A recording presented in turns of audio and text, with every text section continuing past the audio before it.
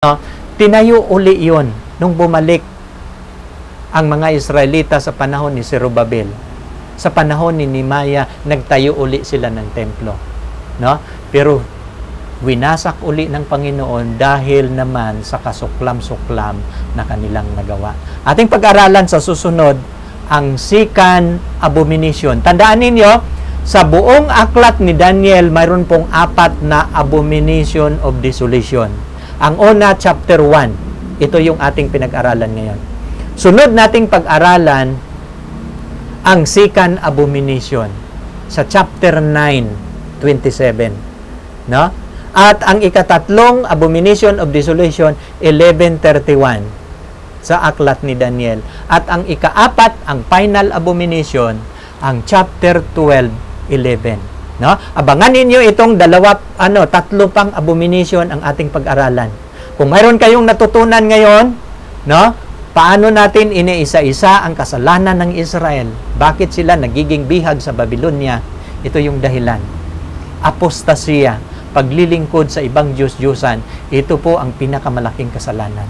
No? Ang pagtalikod nila sa Diyos, huwag ninyong titingnan na maliit na kasalanan ang paglingkod sa mga ribolto, paglingkod sa mga imahin, malaking kasalanan yan. Kasi hindi kayo naglilingkod sa Diyos, kundi naglilingkod kayo sa ibang mga Diyos. Kaya nga sabi niya dito, no?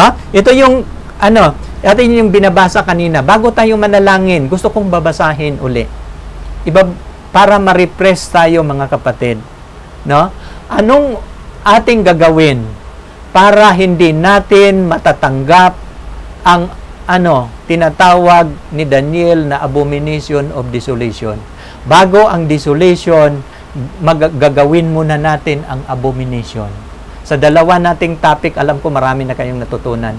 Pero lalo ko kayong natututo sa ating topic ngayon. Bakit winasak ng Diyos ang templo ni Solomon, ang kanilang kasalanan? At anong gagawin natin para tayo hindi magkakasala?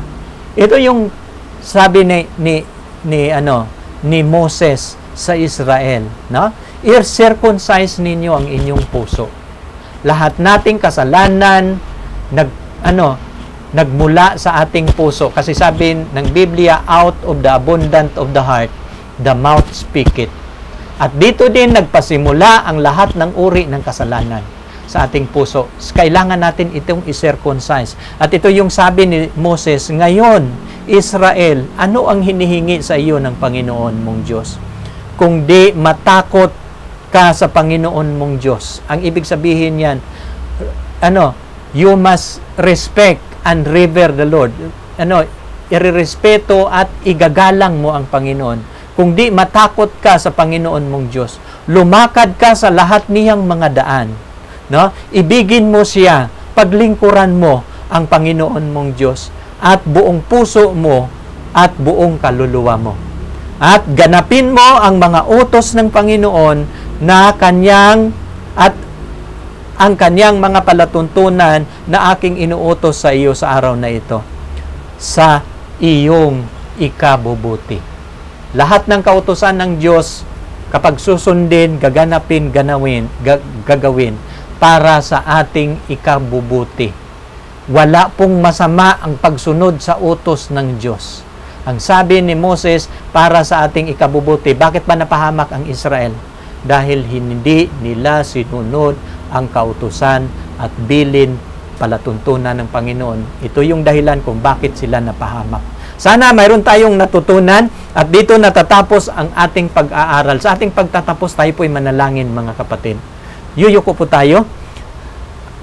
Dakila naming Diyos, Ama naming banal, sa hapon pong ito, panibagong paksa ang aming natapos. Panibagong paksa ang aming natutunan.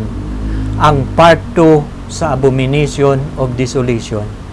Bakit ang bayan ninyo nagiging bihag sa Babylonia for 70 years? Amin ang natutunan. Ano ang malalaki nilang kasalanan?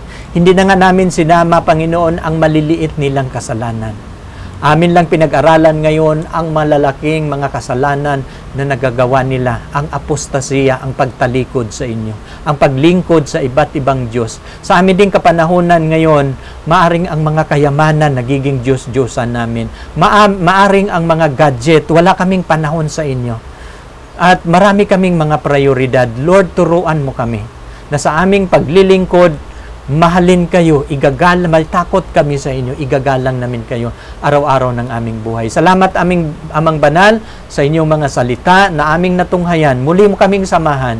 Gabayan ninyo kami sa aming paglilingkod na kami makapasok sa makalangit na lupang pangako. Ito po yung promised land namin ngayon. Salamat Ama sa inyong mga salita. Gabayan nawa ninyo kami, lalo na sa inyong banal na Espiritu. Pagpapalain ninyo ang lahat ng nanonood sa bidyong ito, Panginoon. Ito po'y aming hinihiling sa pangalan ng Panginoong Hesus. Amen.